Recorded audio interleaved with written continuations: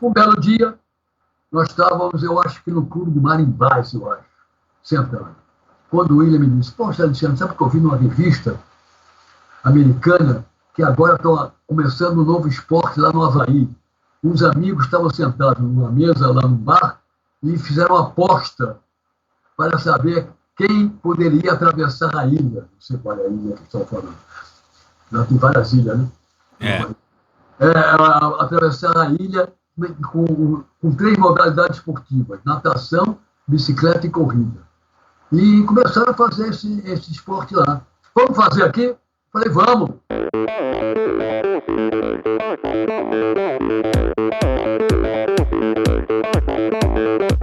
Olá pessoal, sou o Michel Bogli e este é o Endorfina Podcast. Aqui você ouve minhas conversas com triatletas, ciclistas, corredores e nadadores. Pessoas interessantes que são, acima de tudo, movidas à endorfina.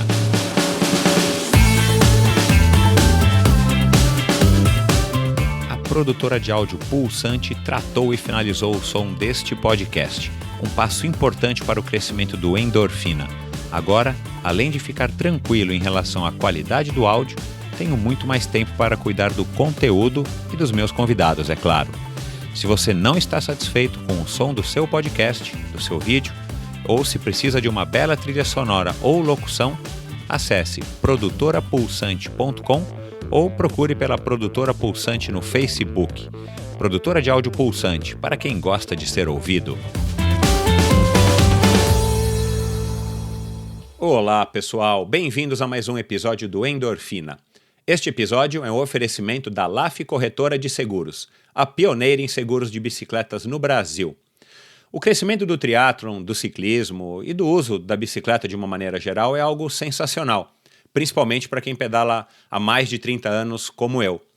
Ver a proliferação das ciclovias e das ciclofaixas pelas grandes cidades, o compartilhamento das bikes e cada vez mais pessoas pedalando ou treinando é algo que lá atrás a gente não podia nem sonhar em algum dia ver aqui no Brasil. A presença das grandes marcas mundiais de bike e a multiplicação da abertura de bike shops é um sinal super positivo.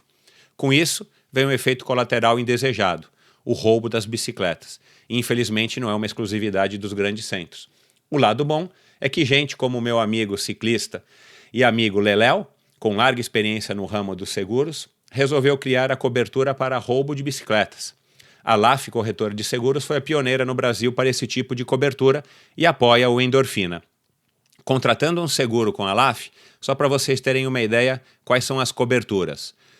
Roubo durante a pedalada, inclusive quando pedalada pelos seus dependentes. Roubo ou furto qualificado dentro da sua casa. Roubo ou furto qualificado durante o transporte. Danos a bicicletas durante o transporte. E uma coisa muito legal, pessoal, pouca gente pensa, mas dependendo aí do tombo que você leva, infelizmente acontece, como eu digo e já disse isso aqui, só tem 2 tipos de ciclistas ou de triatletas, o que já caiu e o que vai cair. Então a LAF tem o reparo a danos ou substituição de peças decorrentes de acidente ou tombo. Então, pessoal, isso é uma coisa interessante, claro, dependendo do valor da tua bicicleta e dependendo do estrago que você faz, mas é uma coisa aí adicional e você já tem a sua bicicleta coberta por um seguro e se acontecer um acidente e você tiver um prejuízo muito grande com a bike, dependendo dos valores, você consegue ter isso coberto também pelo seguro. Eu não preciso nem dizer que eu recomendo a contratação de um seguro para a sua bicicleta, principalmente se a sua bike custa o mesmo ou mais do que um mês do seu salário. Né, pessoal? As bikes hoje estão cada vez mais caras e as pessoas estão cada vez se equipando com produtos mais legais e a tecnologia e tudo mais. Então as bikes, pelo menos aqui no Brasil, elas chegam com preços bem altos, acaba sendo um investimento, acaba sendo um patrimônio que você faz no seu equipamento.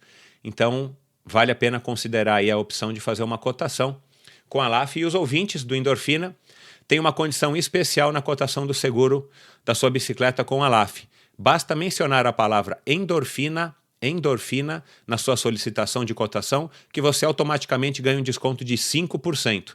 Faça sua cotação hoje mesmo através do site lafseguros.com.br. Eu vou soletrar LAF Seguros, tudo junto, Mas atenção, essa promoção é válida por tempo limitado. Agora, vamos falar aí do episódio dessa semana. Já perceberam, né? O último episódio, o episódio número 23, foi com o Ivan Albano na semana passada. A repercussão foi muito legal, vocês têm participado e mandado bastante mensagens, principalmente inbox no meu Instagram, EndorfinaBR. Então continuem, obrigado aí por todo mundo que tem sugerido algumas sugestões. Foi curioso, essa semana eu recebi 2 ou 3 nomes de futuros convidados, sugestões para que eu converse. 1 ou 2 deles eu já tenho agendado, um deles já está gravado, então vocês estão... Eu acho que eu estou aí seguindo o caminho certo, procurando as pessoas que vocês têm interesse em ouvir. Então, aguardem, porque agora o Endorfina é semanal, eu vou dar vazão aí para todas as entrevistas que eu já tenho gravadas e para todo mundo que já está aqui na lista para agendar uma gravação. Então, obrigado, continue interagindo através do Endorfina BR, seja no Twitter, seja no Instagram ou mesmo no Facebook. E vamos lá. Meu convidado de hoje... Vou contar rapidamente aqui a história para vocês, como é que surgiu. Eu, de fato, não conhecia ele, eu nunca tinha ouvido falar nele, mas lá atrás, no ano passado, se não me engano, setembro, por volta de setembro, eu soltei um episódio com os pais do triatlon brasileiro, o José Inácio Werneck, a esposa dele, a Dawn Webb, a inglesa Dawn Webb, e gravei também com a Rebeca, a filha deles, que se tornou triatleta e grande campeã aí no finalzinho dos anos 80 e que hoje mora nos Estados Unidos e trabalha exatamente com triatlon, organizando pequenos eventos, clínicas e vivências para as crianças experimentarem todos os benefícios do esporte e especificamente do triatlon. Mas enfim, eu gravei esse episódio com o José Inácio Werneck e não poderia deixar de ser, porque um dos meus objetivos aqui no Endorfina é justamente estar recontando a história do triatlon, já que a gente não tem nada formalizado, a gente não tem aqui um banco de dados, a gente não tem nenhum lugar onde recorrer, então eu tomei essa iniciativa e estou tentando cumprir aqui esse papel. E aí recebi alguns feedbacks e tal, o próprio José Inácio, que tem uma coluna, é jornalista, ele tem uma coluna na Gazeta, no site da Gazeta Esportiva, e o Alexandre, meu convidado de hoje, leu a coluna, e na coluna, numa das colunas do Werneck, ele mencionou o Endorfina. O Alexandre leu e me escreveu, entrou no site e resolveu me escrever um e-mail se apresentando e dizendo que o José Inácio Werneck tinha sido de fato a pessoa que conseguiu concretizar e realizar o primeiro triatlon no Brasil, isso em 1982, que foi conhecido como Corrida Alegre. Né, acho que para quem está ouvindo aí desde o começo, quem não ouviu, vai lá e ouça o episódio de José Inácio Werneck. Eu não lembro agora exatamente qual é o número do episódio, mas enfim, ele organizou essa corrida que foi lá no Rio de Janeiro, esse triatlon que foi chamado de Corrida Alegre, e por uma exigência do Exército, ele teve que inverter a ordem dos esportes. Então ele fez natação no Forte de Copacabana, ele fez... ou na Urca, ele fez a corrida e terminou com o ciclismo, chegando aí sim lá no Forte da Urca do Exército, no Rio de Janeiro. Foi o grande Carlos Roberto Dolabella quem ganhou essa prova, mas me escreveu o Alexandre de Médicis que ele, mais o Ilan Kerr e um outro amigo, tinham sido os primeiros triatletas no Brasil. Aí ele escreveu uma história rapidinha aí pelo e-mail, eu li, achei interessante e escrevi para ele, falei, Alexandre, obrigado por ter participado, mas eu queria que você contasse essa história em detalhe para mim e a gente já grava um episódio. E é esse episódio que vocês vão ouvir hoje. Então, para vocês terem uma ideia, o Alexandre hoje está com 84 para 85 anos. Ele foi o primeiro triatleta, junto com o Ilan Kerr e um outro amigo deles. Ele foi o Alexandre, o outro amigo deles, ele foi o primeiro triatleta do Brasil numa época que não existia triatlon no Brasil. Como é que surgiu isso? Vocês vão ouvir agora no Endorfina. Uma conversa muito legal. O Alexandre é um pernambucano que foi jogador de tênis, ele teve envolvimento. O pai dele foi jogador de tênis, ele foi jogador de tênis quando se mudou para o Rio de Janeiro. Depois ele acabou entrando para natação. Cara, é um senhor aí com uma cabeça sensacional, com as ideias ainda bem raciocinadas, bem coordenadas na cabeça. E ele conta as histórias daquela época. Ele ajudou a fundar a Corja, ele foi uma das pessoas que iniciou o movimento de corrida de rua no Rio de Janeiro, que o José Inácio Werneck acabou também tendo um papel fundamental, principalmente no que diz respeito às maratonas, a realização das maratonas, também a maratona que viria a se tornar a Maratona do Rio de Janeiro. Ele jogou polo aquático, ele depois foi presidente da Confederação Brasileira de Tênis, isso em 1950 e pouco, pessoal. Então, foi campeão de pesca submarina. Enfim, vale a pena vocês ouvirem a conversa com ele. Foi uma conversa um pouco mais rápida do que o normal, mas com bastante conteúdo, com bastante história e principalmente de um conteúdo histórico para o nosso triatlon, interessantíssimo, já que o Alexandre ele fez parte de um dos 3 primeiros triatletas brasileiros, antes mesmo de que o triatlon houvesse chegado aqui no Brasil através do José Inácio Werneck. Então, espero que vocês curtam, ouçam, espalhem, assinem o Endorfina no iTunes. Muita gente tem feito seu review, atribuído lá as estrelinhas, pode fazer crítica no iTunes, pode fazer comentários, positivos ou não tão positivos. Coloquem lá as estrelinhas, isso ajuda muito. Assinem ou no Spotify ou no iTunes. Como eu digo toda vez, é gratuito, você não paga nada e você recebe automaticamente, toda semana agora, um episódio do Endorfina no seu smartphone ou no seu computador para você ouvir como, quando e onde quiser. E continuem participando e seguindo e espalhando a palavra do Endorfina, que é assim que vocês colaboram com o meu projeto. Tá certo? Muito obrigado, pessoal. Bons treinos e até a semana que vem. Um abraço. Este pernambucano mudou-se com a família para o Rio de Janeiro em 1939, aos 6 anos de idade. Lá iniciou o tênis. Aos 14 veio a natação e depois o polo aquático. Então, em 1977, já perto dos 40 anos, Alexandre teve participação no movimento de popularização das corridas de rua do Rio de Janeiro. Ao lado do amigo Willen Kerr, fundou a Corja, Corredores de Rua do Rio de Janeiro, que representou um marco no movimento esportivo de rua do Rio e, sem dúvida, do Brasil. Surgiu então, do mesmo Willen Kerr, a grande novidade, o triatlon. Ao lerem uma revista sobre o nascimento do Ironman do Havaí, os 3 amigos, Willen, Alexandre e Alberto Francisco, resolveram começar a treinar as 3 modalidades do novo esporte. O resto dessa história ele nos contará agora.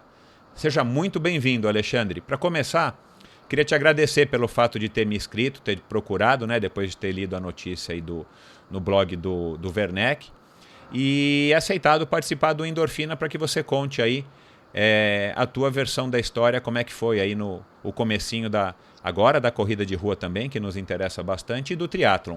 Bem-vindo, Alexandre. Muito obrigado. Eu entrei no blog do Werneck e existe sempre uma dúvida sobre quem foram os primeiros que introduziram o triatlo no Brasil. O Werneck realmente foi o homem-chave de todos esses movimentos, não só de triatlo, como também de corrida de rua, maratonas principalmente, maratonas. Porque ele tinha por trás dele, ele era cronista esportivo, ele é advogado, mas é cronista esportivo, e tinha por trás dele o Jornal do Brasil, que na ocasião era o jornal mais forte do Rio de Janeiro, era maior do que o Globo hoje em dia. Então ele tinha o suporte do Jornal do Brasil e conseguia patrocinadores e outros. Essa dúvida é o seguinte, o Werneck foi que introduziu, mas quem, a meu ver, falou pela primeira vez de triatlon no Brasil foi o Willen Kerr. O Willen Kerr também é um pioneiro em esporte no Brasil. Legal, eu quero ver essa história no detalhe, mas vamos começar um pouquinho aí para que as pessoas saibam da onde que surgiu, quem que é o Alexandre de Médicis. Você, como eu disse aqui na introdução, é um pernambucano, se mudou com a família aos 6 anos para o Rio de Janeiro. Conta um pouquinho, como foi seu primeiro contato com o esporte, como é que você começou a praticar esporte? Você me disse agora há pouco que teu pai foi um tenista. Conta um pouquinho aqui da tua infância esportiva em Pernambuco e você depois chegando, né, de uma cidade, entre aspas, pequena, que eu imagino que era Recife naquela época, perto do Rio de Janeiro. Como é que foi esse impacto dessa mudança no comecinho aí dos anos 40? Em Pernambuco eu não tive nenhum contato com o esporte oficial. Meu primeiro contato com o esporte oficial foi aqui no Rio de Janeiro, quando eu vim para o Rio de Janeiro com 6 anos, quando eu já tinha 9 anos, quando nós mudamos de Botafogo para Ipanema e entramos para sócio do Caiçaras. Eu comecei a jogar tênis pelo Caiçaras e então me filiei à Federação de Tênis, na Federação de Tênis do Rio de Janeiro, participei de campeonatos, inclusive fui campeão carioca infanto juvenil, numa taça chamada Henrique Dosot, que era uma taça com jogos infantis, juvenis e juvenil misto também. E foi interessante, foi que quando eu estava jogando a final, que foi contra o Tijuca Tênis Clube, na quadra do Fluminense, nessa mesmo dia estava fazendo uma demonstração de tênis lá, o Jack Kramer. Jack Kramer, se você não conhece, foi um dos maiores tenistas do mundo. Tem a raquete Jack Kramer, tem tudo Jack Kramer. Aí, de repente, eu olho para cima, a quadra lá embaixo, tinha um bar em cima. Eu olho para cima, quem está olhando e vendo o meu jogo? Não sei se interessado ou não, era o Jack Kramer. Eu tenho esse orgulho de dizer que o Jack Kramer já assistiu jogando tênis. Bom, mas você disse que teu pai tinha sido tenista, né? Era tenista. Você se inspirou no teu pai para jogar tênis ou como é que surgiu isso? Papai foi tenista, eu evidentemente que ele começou, quando nós mudamos para ele jogar tênis, quando ele estudou engenharia no Rio de Janeiro. E jogava tênis pelo Flamengo quando era estudante, mas todo verão ele ia para Pernambuco.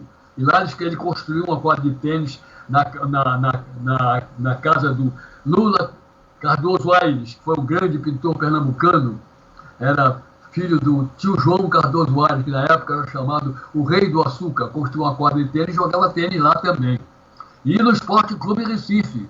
O Esporte Clube Recife foi... Eu tive dois tios presidentes do Esporte Clube Recife. Bom, quer dizer, a minha origem esportiva vem da hereditariedade do meu pai, que sempre foi esportista a vida inteira. Foi diretor do Country Club, foi diretor do Caiçaras, foi vice-presidente da Federação de Tênis do Rio de Janeiro, do Brasil, que naquela época era filiada à CBD, não era independente, não era a Confederação Brasileira de Tênis, era a CBD, Confederação Brasileira de Esportes, e tinha um setor de tênis. Não, ele foi esportista a vida inteira, foi a 2 Olimpíadas, assistiu 2 Olimpíadas, ela escreveu um livro sobre uma das Olimpíadas que ele foi, e sempre foi esportista. Quer dizer, a hereditariedade dele. Bom, no tênis... Então, só um minutinho, Alexandre. E como é que foi essa chegada no Rio de Janeiro e esse contato com o tênis? Assim, aí surgiu a vontade pela inspiração do teu pai?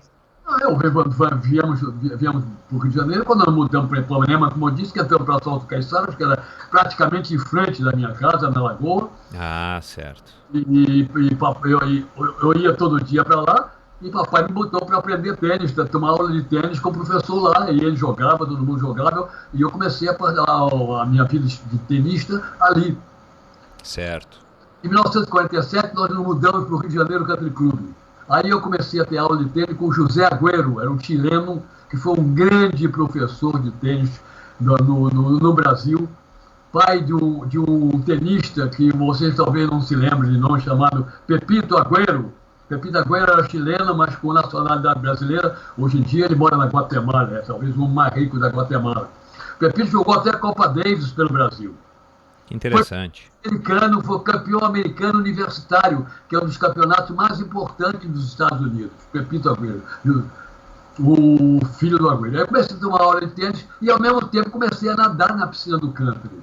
A piscina do country é uma piscina de 20 metros, ainda é hoje de 20 metros. E tinha um professor lá, que foi um grande atleta, foi um campeão sul-americano de 400 metros com barreira, não sei o que lá, professor Carlos Américo dos Reis, famoso, qualquer um conhece Carlos Américo dos Reis aqui no Rio de Janeiro. Isso nos anos 30, sei lá, que ele foi campeão sul-americano, brasileiro, e era o professor de atletismo da Escola Naval no Rio de Janeiro. Eu comecei a nadar e ele era professor de natação do campo. E ele começou então a me orientar na natação, me dar uns treininhos e tal. Um belo dia fizeram uma competição na interna e eu fiz um tempo de 100 metros muito bom na ocasião, eu tinha 14 anos, 13 para 14 anos. Aí o professor Reis professor Carlos Reis me disse, você não pode ficar, vou levar você para o Botafogo. Aí me levou para o Botafogo, que era no Morisco, ainda é hoje em dia no Morisco. O técnico era Alencar de Carvalho também, um famosíssimo técnico de natação do Rio de Janeiro, do Brasil, Alencar de Carvalho, que era catedrático não sei qual era a matéria, na Escola de Educação Física do Brasil. Certo. Comecei a nadar com ele lá, comecei a treinar logo com ele. E eu, naquela época o treino não era uma maluquice, porque ele andava distâncias enormes, quase que não tinha tiro nem nada. Eu cheguei a treinar 12 mil metros, 12 mil por dia, de manhã e de tarde. Um dos meus convidados aqui do ano passado foi Fernando Nabuco, e ele foi nadador também, foi para a Olimpíada de Roma. Ele contou exatamente isso, que os treinos eram completamente diferentes do que a gente conhece hoje, ou do que viriam a se tornar os treinos competitivos, né? Era mais longões do que tiros propriamente ditos, né? Eu conheço muito o Fernando Nabuco, nós fizemos vários triatlons juntos. Fernando participou do primeiro triatlon que teve, primeiro triatlon oficial, porque antes teve aquele Funk Triatlon, que era natação, corrida e bicicleta invertida. Primeiro triatlo ele participou. Claro, ele contou aqui. A lancha dele, de vez em quando vinha para cá, não me lembro como se chamava a lancha dele, uma lancha grande, um iate enorme. E servia de gato, servia de boia para os triatlos lá em Barra de Guaratiba. Exatamente. Mas bom, vamos voltar um pouquinho então ainda, antes da gente falar do triatlon, que é o nosso maior interesse aqui, a corrida e o triatlon. E depois você começou a nadar bem e tal, e como é que surgiu então aí o polo aquático? Eu também fui jogador de polo aquático, né? Joguei durante 5 anos, entre 83 e 88, e é um esporte muito legal. Polo aquático é uma consequência da natação. Isso, não sei se hoje em dia, eu acho que é de pouco diferente, mas naquela época todos os jogadores, praticamente todos os jogadores de polo aquático eram ex-nadadores ou eram concomitantemente nadadores e jogadores de waterpolo. Tinham o Ademar Grijó, o João Gonçalves, que você menciona aqui. Isso. Márcio Kelly, irmão do Silvio Kelly, meu grande amigo, meu advogado, que foi inclusive conosco para a Alemanha, meu advogado, foi que fez o inventário da minha falecida mulher. Meu grande amigo, morreu ano passado.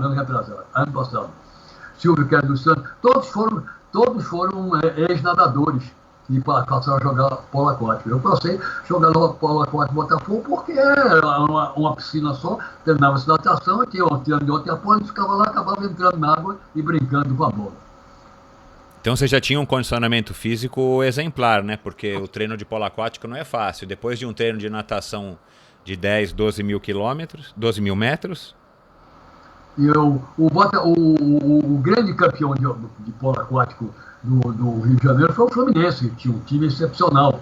Inclusive, quando veio o Aladar Zabor, da Hungria, o Aladar Zabor foi campeão olímpico de polo aquático pela Hungria. Era um cavalo, grande, forte, era um cavalo. Ele saiu da Hungria, acho que meio fugido, porque naquela época a Hungria ainda era comunista, foi para a Itália. E da Itália ele veio para o Brasil. O Brasil ele foi para o Fluminense.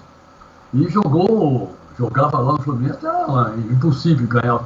Com o Zabor no time era impossível ganhar dele. Um belo dia, ele num treino lá, ele deu uma porretada no Álvaro, esqueci agora o nome do Álvaro. No Álvaro, quebrou os dentes do Álvaro, tudo, e ficou um ambiente muito ruim do Fluminense. Ele saiu do Fluminense e foi para Botafogo. Aí nós começamos a treinar com o Zabor. Eu, muito vivo, sempre treinei no time dele. Eu nunca treinei contra ele. Mas nessa época, o Zabor ele era só jogador, ou ele também atuava como um treinador, ou ele passava os ensinamentos dele por ele vir, né, da Hungria e da Itália? Não, ele era só jogador. Ele talvez desse algumas dicas e tal. Certo. Para o Brasil começou a chutar por cima, porque antes chutava-se de lado. O chute era de lado, depois passou a chutar por cima. Que interessante, eu não sabia disso. Isso foi depois da Olimpíada de Roma, sei lá, que o Zé Roberto Adoc Lobo, que era foi o técnico da seleção waterpolo, trouxe essa novidade. Aí todo mundo começou a chutar por cima, porque chutava-se de lado. A gente chamava Maria Antiga, brincava, que era Maria Antiga. O Zabor, quando chegou aqui, já chutava tudo por cima. E aí ele chutava por cima e todos vocês chutavam pelo lado?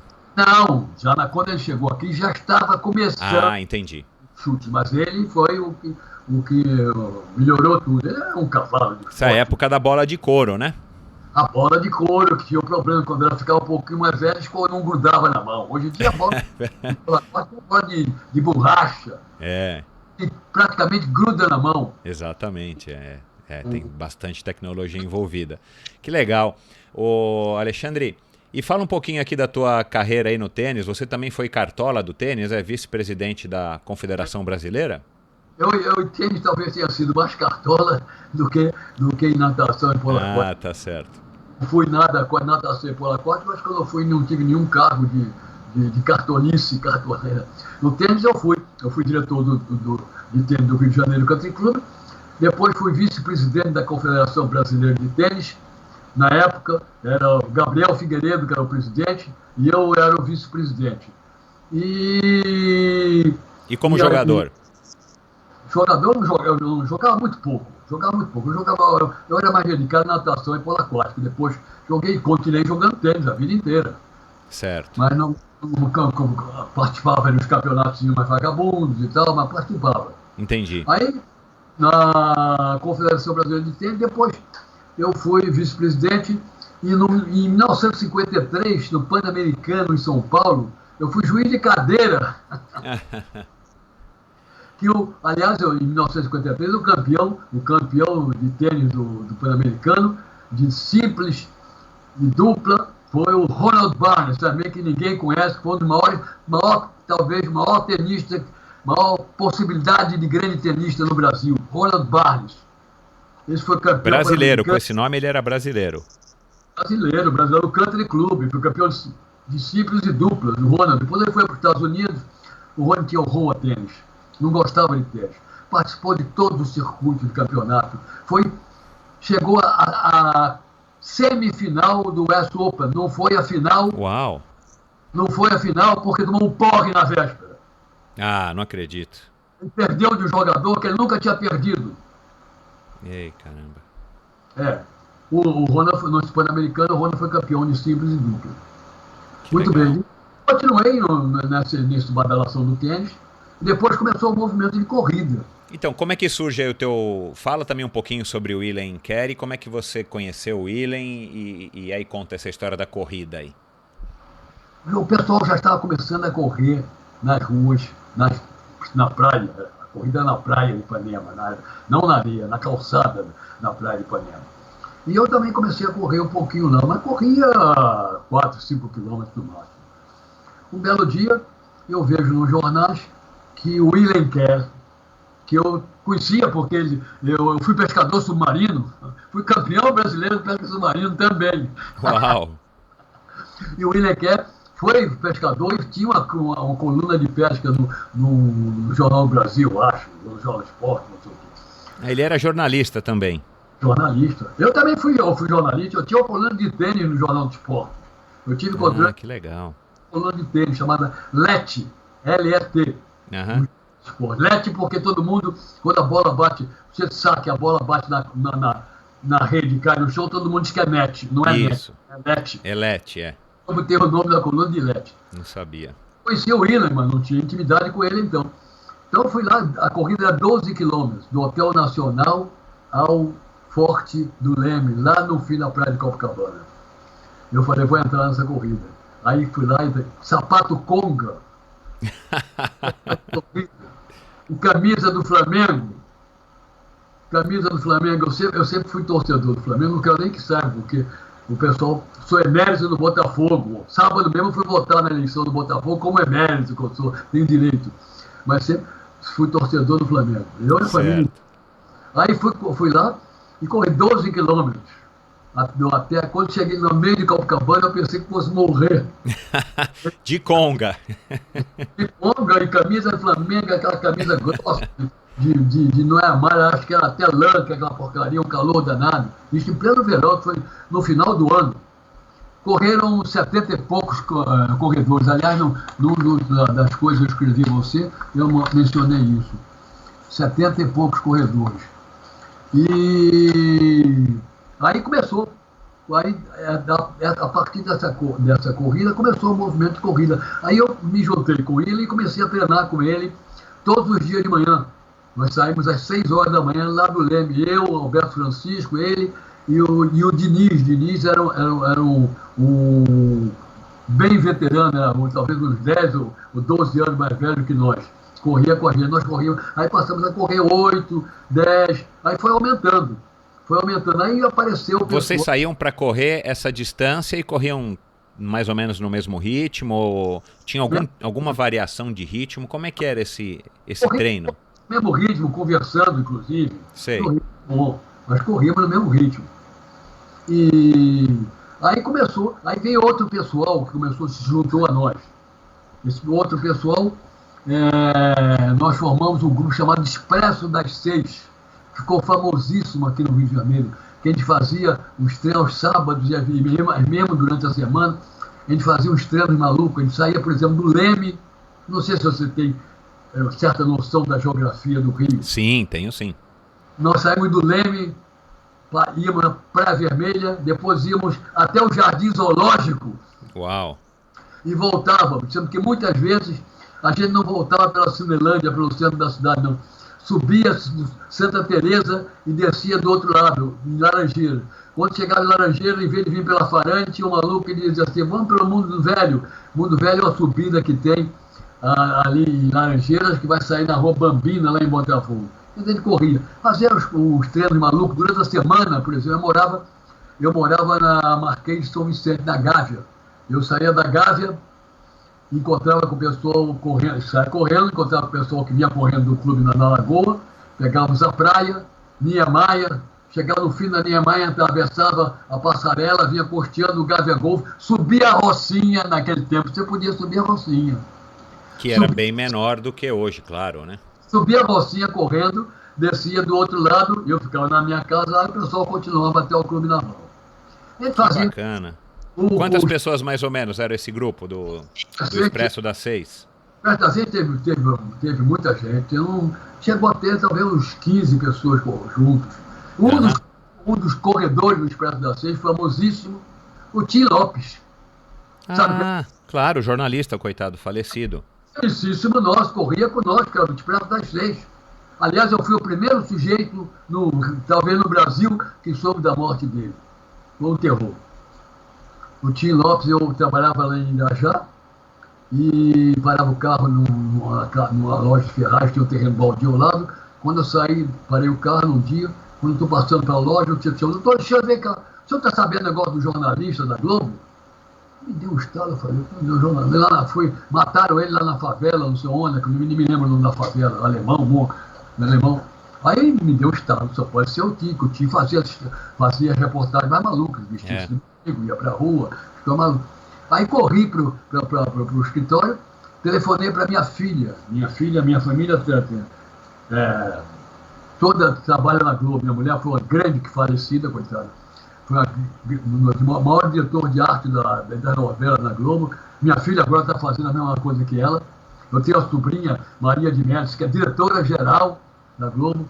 A minha filha, nessa época, trabalhava na Globo no setor de documentação, SEDOC. E o Tim vivia em contato com ela para pegar dados, que lá tinha um arquivo todo isso. Aí eu liguei para a minha filha, ela chama Nininha Médici, a Ana Cristina, mas é a Nininha. Você está sabendo alguma coisa do Tim? Eu disse, não, papai, ele não apareceu ontem, isso foi numa terça-feira. Ele não apareceu ontem aqui, o pessoal está procurando ele. Falei, diz para não procurar mais, que o Tim está morto. Tá como? O Tim era teve vários, o Marcos de Moraes, que foi um dos maiores cirurgiões do Brasil, foi presidente da Academia Brasileira de Medicina, etc., do Expresso das 6. Luiz Matias, um grande ginecologista, também foi do Expresso das 6. Teve muita gente boa no Expresso das 6. O Expresso das 6 ficou famoso, nós correndo isso. E aí ainda não tinha corrida de rua nessa época. Foi o William que fez essa primeira, pelo menos não no Rio de Janeiro. O Expresso das 6 foi depois. O Expresso começou no fim da vida do William e já tinha corrida de rua. Foi o apogeu do Expresso, o William já tinha morrido. Entendi. O William nós fundamos a Corja. Isso, fala um pouquinho aí da Corja pra gente. Todo mundo concorria junto, um monte de gente junto, e resolvemos fazer uma sociedade, uma associação.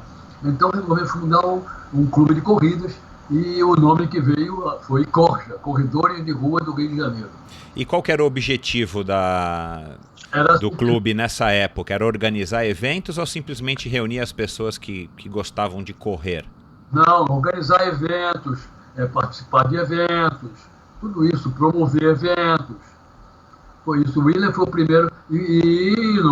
A Corja, por exemplo, fez a primeira corrida da ponte de Niterói, Rio-Niterói. Ai, que legal. O William era presidente e eu era vice-presidente. Isso foi uma tragédia horrível.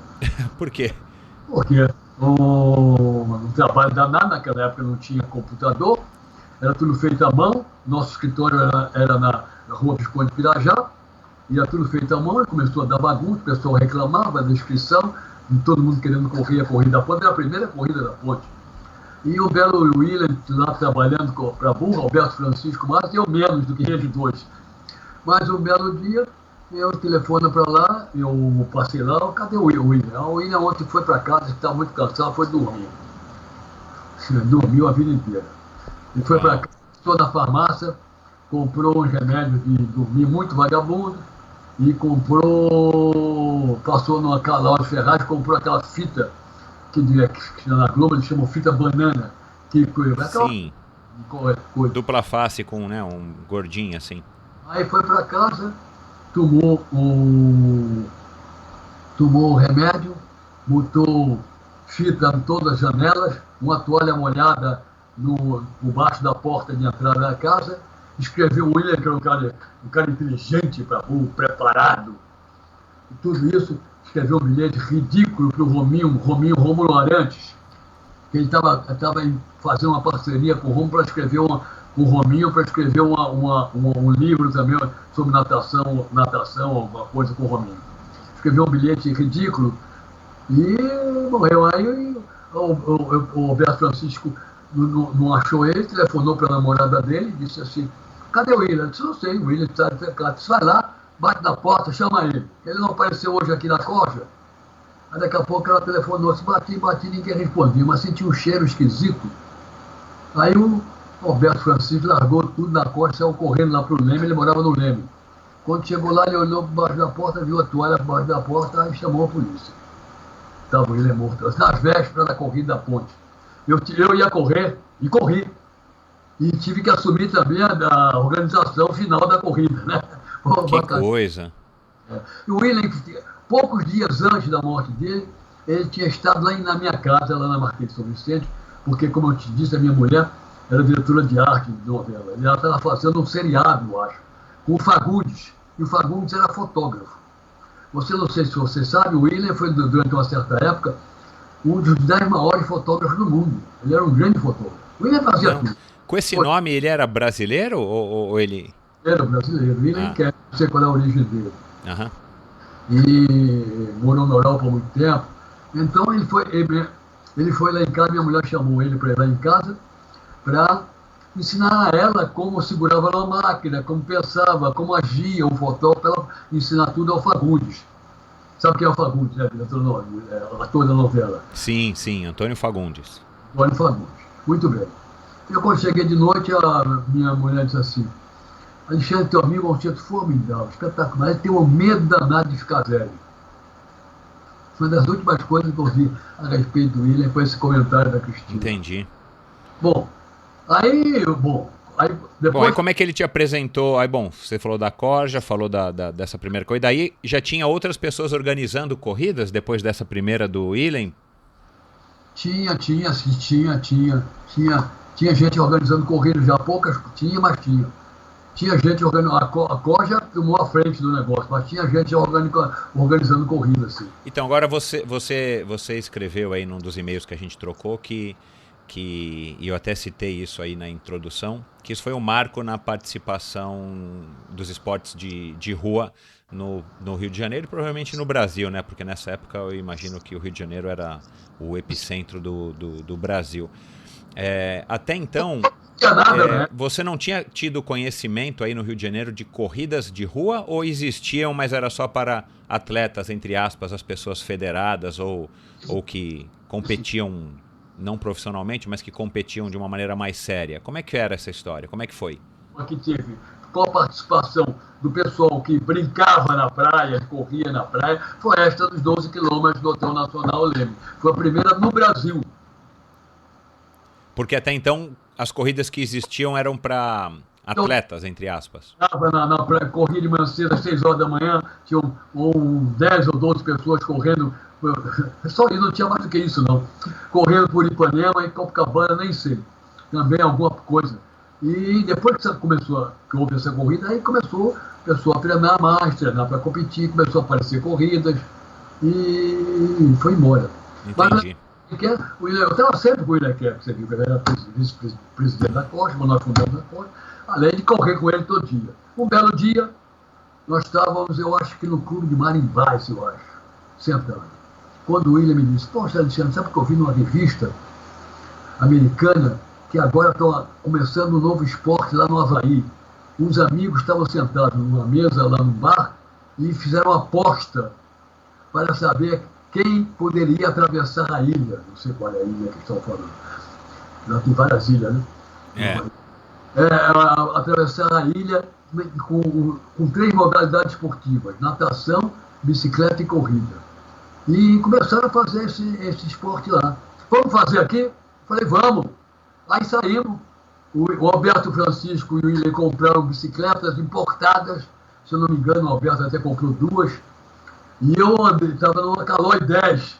Aí começamos a pedalar, depois da corrida, ou antes da corrida, ou dias alternados, sei lá, a gente pedalava, começamos a pedalar e vinha até a Barra da Tijuca, lá de Copacabana até a Barra da Tijuca, pedalar, e com a ideia de começar a introduzir o esporte no Brasil.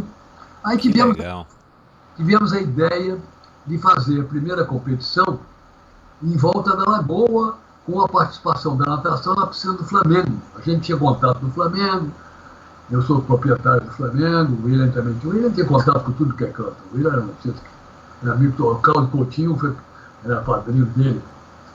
Bom, e vocês acharam que poderia ter sucesso aqui no Rio de Janeiro? Assim, poderia ser uma coisa que daria certo no Rio de Janeiro, é isso? O Cláudio Coutinho, inclusive, morreu no mesmo dia que o William. No mesmo dia. Gozado, era um amicíssimo. Bom, então resolveu fazer a natação. Vamos fazer a natação na piscina do Flamengo.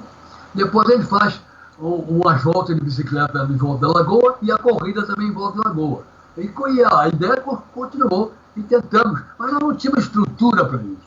Foi aí que apareceu o Werneck, com toda a estrutura do Jornal do Brasil, de patrocinadores, etc., por trás, que começou o movimento de teatro no Brasil.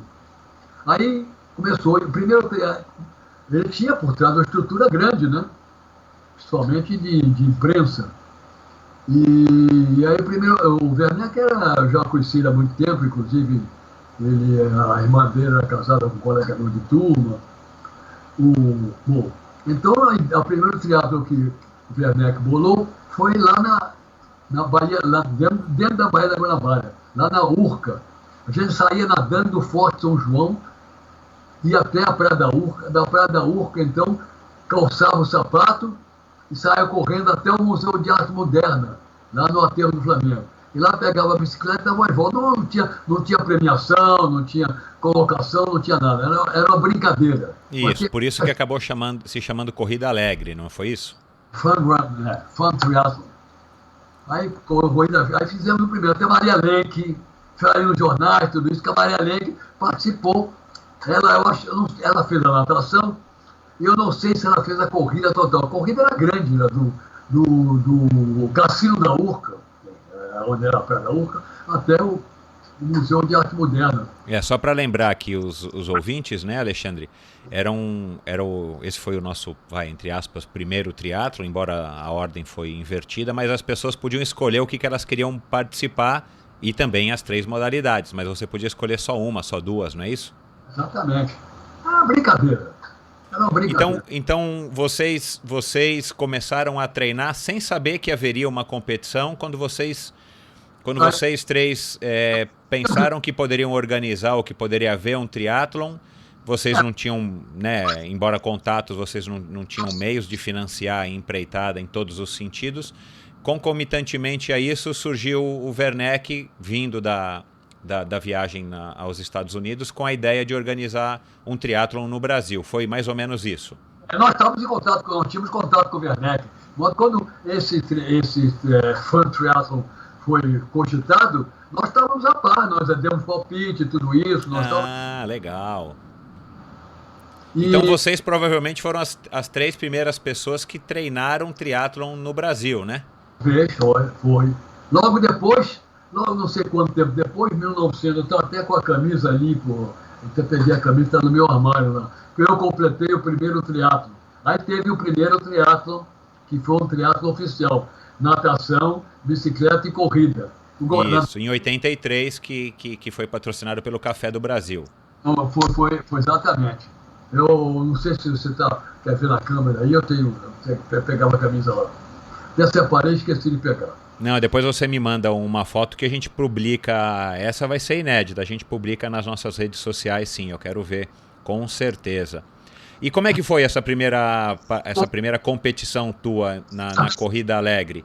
O Willen participou e o Willen já tinha morrido nessa ocasião. Ah, entendi. Ele só chegou a treinar um pouco e nesse meio tempo ele acabou falecendo.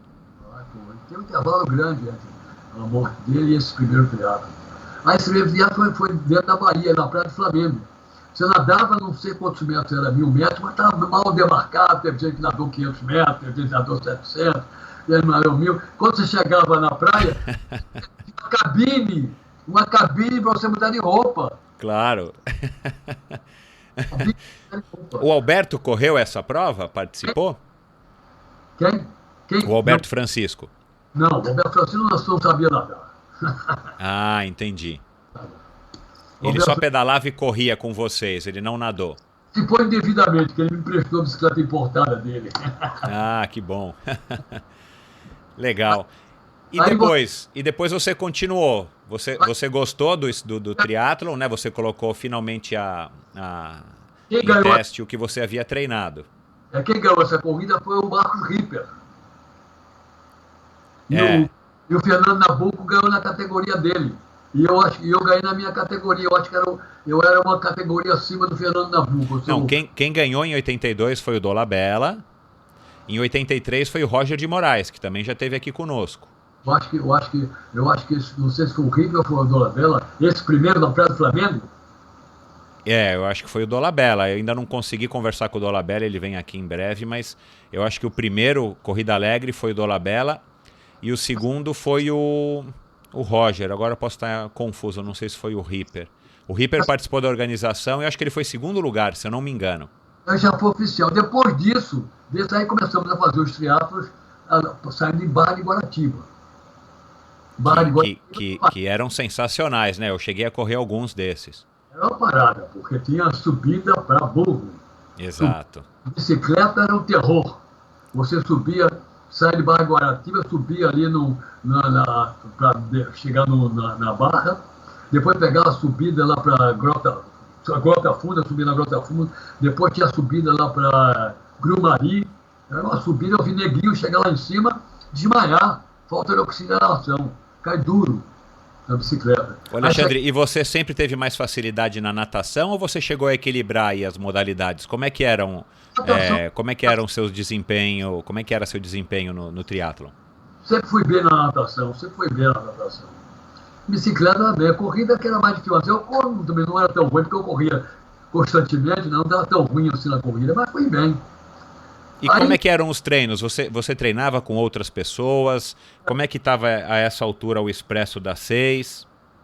Os treinos eram aí continuava o Expresso das 6. Continuava fazendo os treinos malucos do Expresso das 6. Mas não tinha treino, não tinha intervalo treino, não tinha nada. A gente corria distâncias. Corria, vamos hoje até o Corcovado correndo. Vamos de bicicleta até não sei aonde. Era assim, não tinha treino específico, não. Entendi. E todas as pessoas que treinavam para triatlon aí nesse grupo, ou no grupo que você se encontrava, elas conseguiam concluir a prova, essas provas sem problemas, né? Via de regra. O único que fazia triatlo era eu. Entendi. Era só eu. Agora por que isso? Você lembra o que as pessoas diziam ou achavam? Achavam que era maluquice ou, enfim, simplesmente não tinham interesse? Por que só você que praticava triatlon do grupo? O que pega muito no triatlo é a parte da natação, né? É verdade. Tem que nadar bem para rodar, ou pelo menos regularmente bem, para poder fazer o triatlo. O pessoal não era ligado muito à natação. Porque para entrar no mar e enfrentar um mar para nadar realmente não é a coisa mais simples ou mais fácil do mundo, né? A bicicleta, por exemplo, tem que ter uma boa bicicleta. Eu depois que parei de usar a bicicleta do Roberto Francisco, eu viajava muito a trabalho. Eu mostrei a você, eu disse aí quantos países do mundo já corri treinando, era uma maluquice. Corri tudo só países exóticos, quer dizer, muitos países exóticos, né? Zimbábue, Zâmbia. Eu trabalhava em Gesa, vendia urutu, cascavel, jararaca. Que legal! Então a gente ia para a África lá, sabe o Zimbábue, o Mugabe, eu tive pessoalmente com esse Mugabe que largou agora depois de 37 anos, tive com ele pessoalmente, levando as promissões pela cidade. Vendeu 90 blindados cascavéis, 4.000 fuzis no Zimbábue. Então eu viajava muito pela África, ali fui na Austrália, Estados Unidos, e depois, também trabalhando na parte de pavimentação, eu andei aqui na Colômbia, Venezuela, Peru. E todos esses países você dava um jeito de dar uma treinadinha de corrida? Corria todo dia. Aliás, tem um caso muito gozado. Eu corria maratona em Nova York, né? Fiz 3 horas e 41, se eu não me engano. Que legal. Que ano você lembra? Tinha 50 anos. Botou aqui a fotografia, está aqui em frente. Vou dizer um minutinho. Deixa eu ver, cadê a fotografia? Tá ali. Tá bem aqui em frente. Deixa eu pegar um instantinho. Ai, cara, eu não posso andar mais. Você lembra o ano, Alexandre? O ano? Tem aí anotado na foto? Não, na foto não tem o ano. Fez New York. Eu acho que foi em 1900. Eu fiz 50 anos. Deve ser 1983. 1983, que eu fiz 50 anos na véspera. Tem até a fotografia cruzando com 3 horas 41 e 33. Que legal. Não fiz menos, porque quando chegou no quilômetro 32, me deu quando eu olhei o relógio, disse, vou fazer menos 3 horas e 30, aí me deu um medo, eu dei uma freada. Eu corri com a camisa do Flamengo e a camisa do Expresso das 6 por cima da camisa do Flamengo. Está aqui a fotografia. Que legal. Depois manda para eu publicar, que essa vai ser histórica também. O Alexandre, conta a história legal, né? Aí você continuou praticando triatlon, você disse, até mais ou menos 1990, foi isso? Porque teatro, além do teatro de Guaratiba, teve outros teatros, teatro de Niterói, isso. Búzios. Eu sempre ganhava na minha categoria. Que legal. E tem uma prova que mais te marcou aí de todas essas? Foi a primeira? Teve alguma prova aí que mais te marcou? A prova que marcou todo mundo, não só a mim, não. Foi o famoso triatlo Pinguim. Opa, esse eu não conheço. Como é que foi o triatlon Pinguim? No que eu mandei a história para você, eu contei do triatlo Pinguim. O triatlo Pinguim foi lá em Guaratiba. Era um triatlo grande, era para ser 2.000 metros de natação, 78 quilômetros de bicicleta e 21 quilômetros de corrida. Sendo que o trecho da corrida era subindo o Juá e chegando no Leme. Também era aquele terror de grumaria, aqueles troços todos. Muito bem. Eu passei a semana toda no Zimbábue. Então não tinha bicicleta lá. Eu corria todo dia lá no Zimbábue. E na casa que eu estava na casa de um rapaz que morava lá, que era nosso funcionário da Ingese, morava lá. Ele tinha uma piscinazinha de 10 metros. Água gelada, gelada, gelada. E eu caía na água lá, fazia 2, 3 vezes a piscina. Tomava um banho de água gelada. Bom, cheguei aqui no... Que ano foi isso, hein, Alexandre? Você se recorda? Hein? Qual foi o ano da prova do triatlon Pinguim?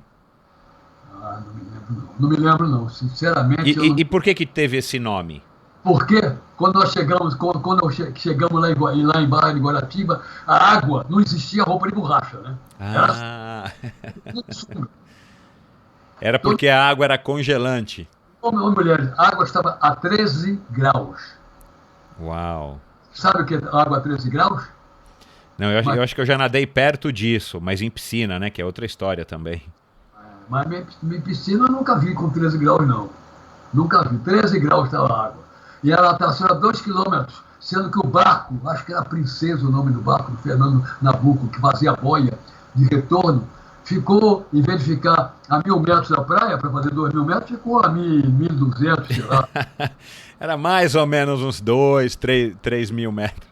Não chegou, 2.000 metros não chegou a 3.000 não, mas uns 2.500 chegou. Meu Deus do céu. Terror. Teve gente que foi pro CTI. Uau, muito frio.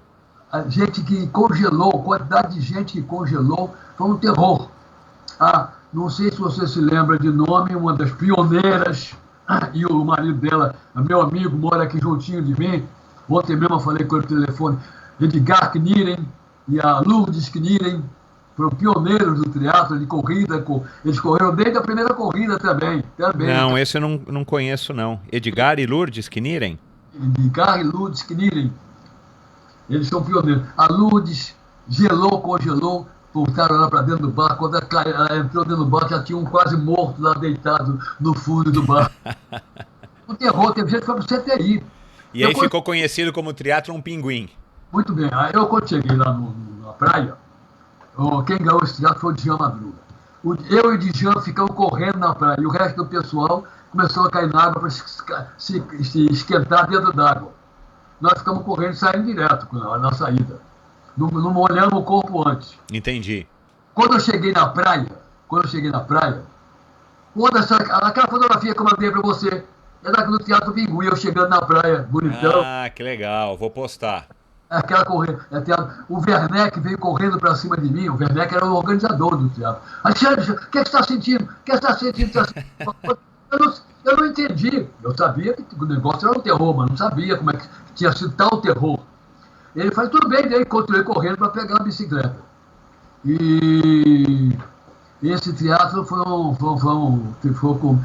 teatro grande, né? Porque depois tem o percurso de bicicleta, era quase 90 quilômetros, era quase meio Ironman. Quase que o meio Ironman mesmo.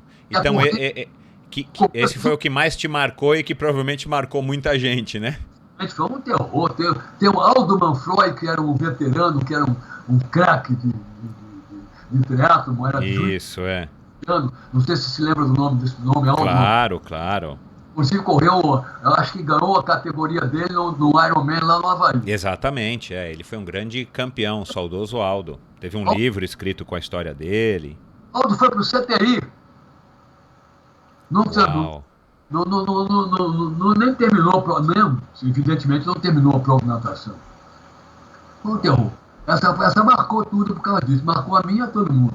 Depois na premiação, teve a premiação, então deram um pinguim para o que chegou lá, e ficou chamado o famoso Triatlon Pinguim. Que legal, essa é a primeira vez que eu ouço, que bacana saber dessa história. Vamos ver se a gente acha mais fotos dessa prova. Outra história gozada do triatlo. Uma vez eu estou chegando num triatlo lá em Guaratiba, parei meu carro atrás de um outro carro. Nisso o rapaz salta do carro, o rapaz do carro da frente salta e abre a mala dele para pegar a bicicleta. Quando ele abriu a mala dele, era um carro de Niterói. Cheio de Niterói.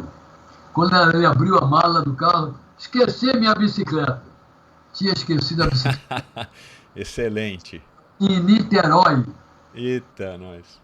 Imagine só, não tinha possibilidade, né? Porque esquecer a sapatilha ou esquecer o capacete, a gente até ainda vê isso de vez em quando, né? Agora esquecer a bicicleta é espetacular. Sai de Guaratiba para Niterói é 3 horas, para ir voltar. Bom, coitado, não competiu, né? Ou será que ele ainda conseguiu uma bicicleta emprestada? Não sei, se realmente eu não sei. Esse amigo me marcou muito esqueci minha bicicleta. Legal. Ô, Alexandre, pode falar. Biatlo, não sei o que lá, natação e corrida, bicicleta e corrida, Fizemos vários, teve vários aqui também nesse sentido. Natação e bicicleta, fizemos vários aqui também. Aliás, a gente discutiu isso outro dia também com um convidado que eu tive aqui, o Antônio Mansur, que foi campeão mundial de aquathlon, que depois isso mudou para aquathlon, né? Esses biatlons e duatlons foram mudando de nome, mas é uma porta de entrada interessante justamente porque você pode eliminar o ciclismo ou você pode eliminar a natação, né? Então acaba sendo mais atrativo para um número maior de pessoas. Agora me diz uma coisa,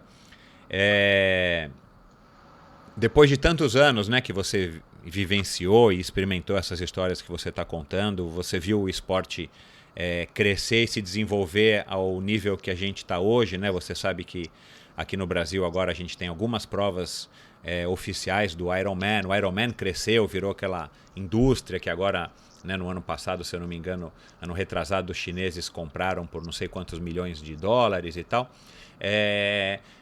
Naquela época, quando você estava lá com o Willen, quando você participou dessas provas, desde a Corrida Alegre, o Triatlon Pinguim, você não tinha nem ideia de que o esporte iria crescer da maneira como cresceu, claro, né? Exatamente. Eu, por exemplo, cheguei a começar a treinar para ir fazer o Ironman no Havaí, porque na época não tinha Ironman completo aqui. Isso, O primeiro foi do Rio de Janeiro, né? Que acho que foi o Djan que organizou. Natação, que é o Ironman completo, o Ironman 4, natação e 180 e 42. Muito bem. Eu cheguei a treinar, mas era no Havaí, só tinha no Havaí. Então eu acabei não indo. Eu trabalhava muito também, então acabei não indo. Por isso que eu não fiz o Ironman. Eu não fazia todos os triatlons menores e os meios Ironmans. E você acompanha o triatlon hoje em dia, né? Você estava contando que você nada com a Fernanda Keller, com a própria Miriam Gaglianoni, enfim, Miriam Xavier. Você acompanha o triatlon de alguma maneira hoje, Alexandre? Muito, não. Já fui até, há uns anos atrás, me chamaram lá na federação, me homenagearam, me deram um troféu, sei lá, mas eu não tenho acompanhado muito, não.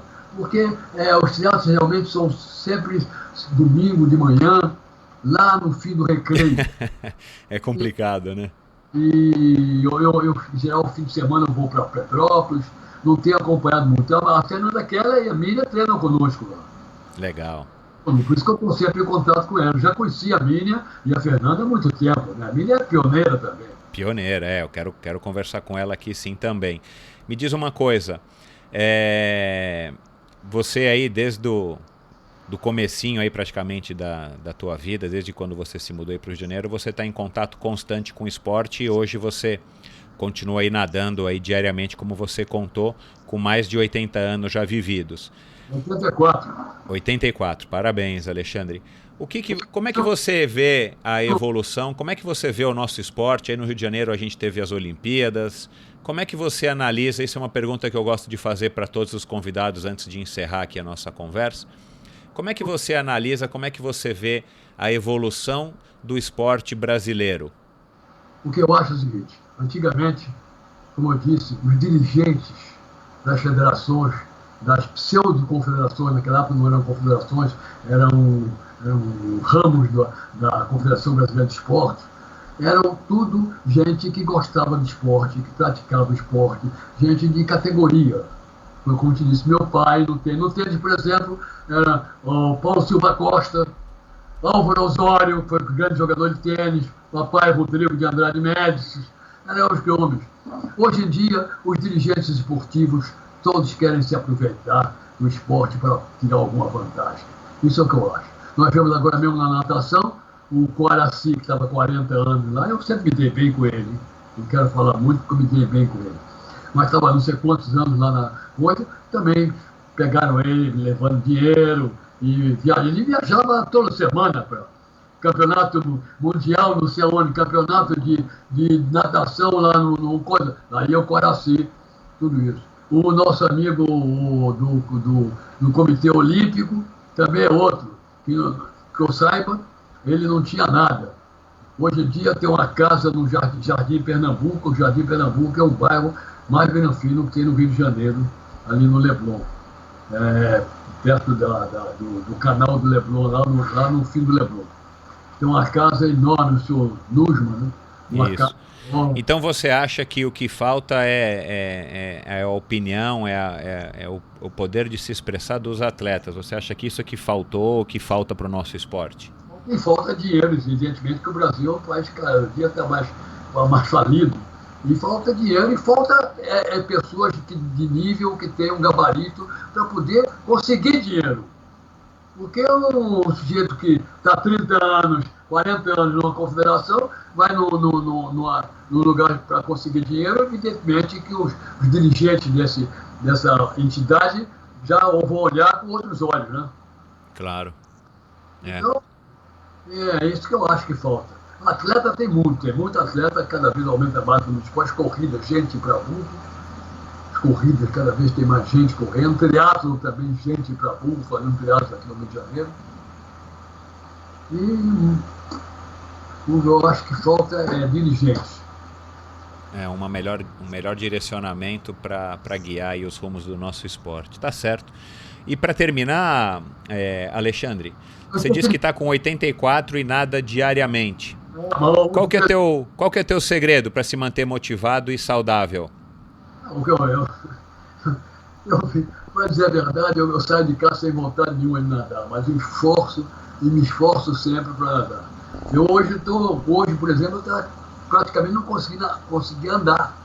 Cheguei na borda da piscina, fizemos um aquecimento, o aquecimento geral ele faz 600, 800 metros, às vezes mais. Depois veio o que chama-se a série. Certo, a série foi 4 de 150, com intervalo de 20 segundos entre um e outro. 4 de 100, também com intervalo de 20 segundos entre um e outro. 4 de 75 e 6 de 25. Eu não fiz os 6 de 25, mas fiz os 4 de 150, 4 de 100 e 4 de 75. Tá ótimo. Mas vamos lá, você disse que acordou hoje sem vontade de nadar. E o que te motiva a estar continuando e a estar indo nadar? Qual que é o que te move? Você disse que está com artrose, é isso? Terrível. Eu vou operar em janeiro. Nas pernas, em uma das pernas? Você me vir andando, você vai chorar de pena de mim. Coitado. E teve um diagnóstico para isso, genético? Tem a ver com a idade, tem a ver com a corrida? Foi de repente. Eu quando completei 83 anos, em outubro do ano passado, de repente eu comecei a cair com esse negócio da artrose. Aí eu estava fugindo de médico, estava fugindo de médico, eu dizia assim, eu vou ao médico, ele vai querer me operar, eu vou ficar 4, 5 meses sem poder fazer exercício. Aí acabei, não aguentava mais, comecei a ter dores, e hoje, por exemplo, eu tenho dor dentro d'água. Doeu muito meu quadril dentro d'água. Entendi. Eu faço tudo isso, sabe por quê? Porque eu sou viciado em esporte. Porque você acabou de dizer, eu fugi do médico porque eu não queria ele vai me operar e eu não quero ficar 3, 4, 5 meses sem fazer exercício. Né? Então isso é vício? É vício, eu sou viciado em esporte. A televisão aqui em casa só pega os canais. E os teus filhos se tornaram atletas ou esportistas? Praticam? Como é que é a relação deles com o esporte? A minha filha faz esporte, corre, mas nunca praticou oficialmente. O meu filho não faz nada. Trabalha que nem uma besta. Entendi. Eu tinha um neto que jogava bem tênis e fazia esporte. Tanto que ele faleceu, foi atropelado lá perto de casa, ele ficou 10 dias de coma, faleceu com 17 anos. Que tristeza. Antes do falecimento dele, nós corremos uma corrida, eu acho que foi de 10 quilômetros, e na chegada ele deu um tiro e chegou na minha frente. Aí disse, se eu não ganhasse você ia me chatear o resto da vida. Que lembrança bacana.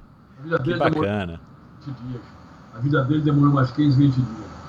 Esse era a meta, era esportista. Neto não, filho. Legal.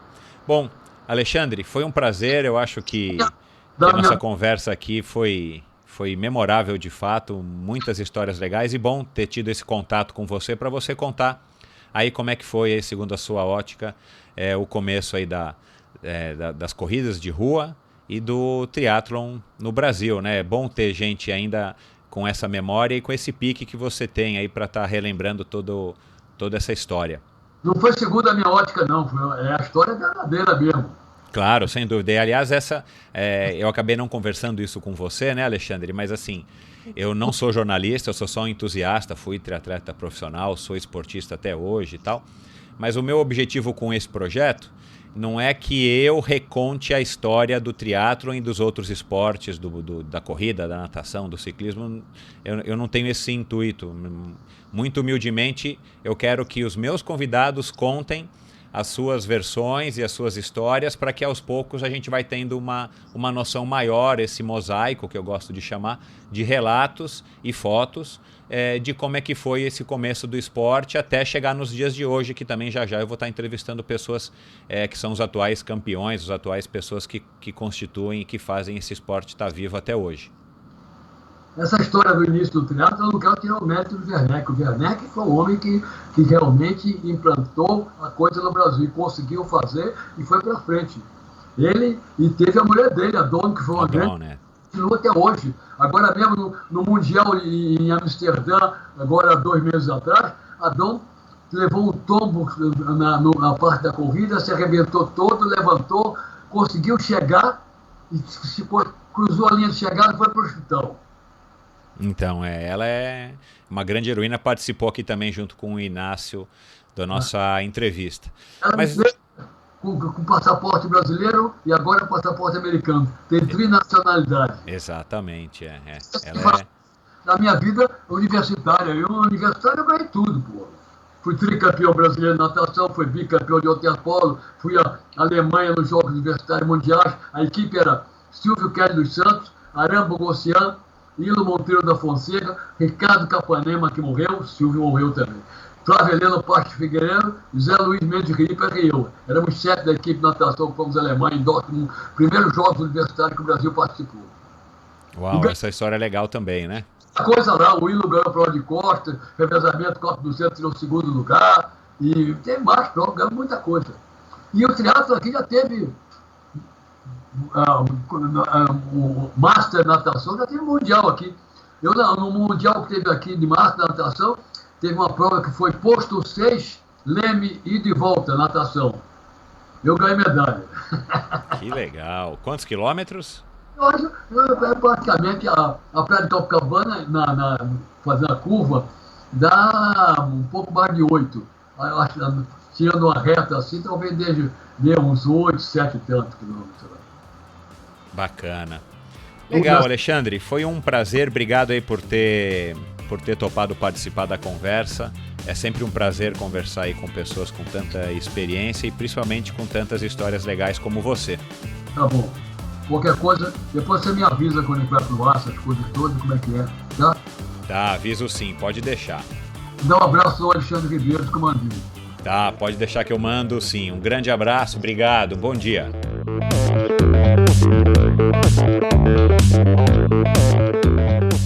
Este episódio foi um oferecimento da LAF Corretora de Seguros, a pioneira em seguros de bicicleta no Brasil. E você, ouvinte do Endorfina, tem uma condição especial na cotação do seguro da sua bicicleta com a LAF. Basta mencionar a palavra endorfina na sua solicitação de cotação que você automaticamente ganha um desconto de 5%. Solicite sua cotação hoje mesmo. Essa promoção é válida por tempo limitado.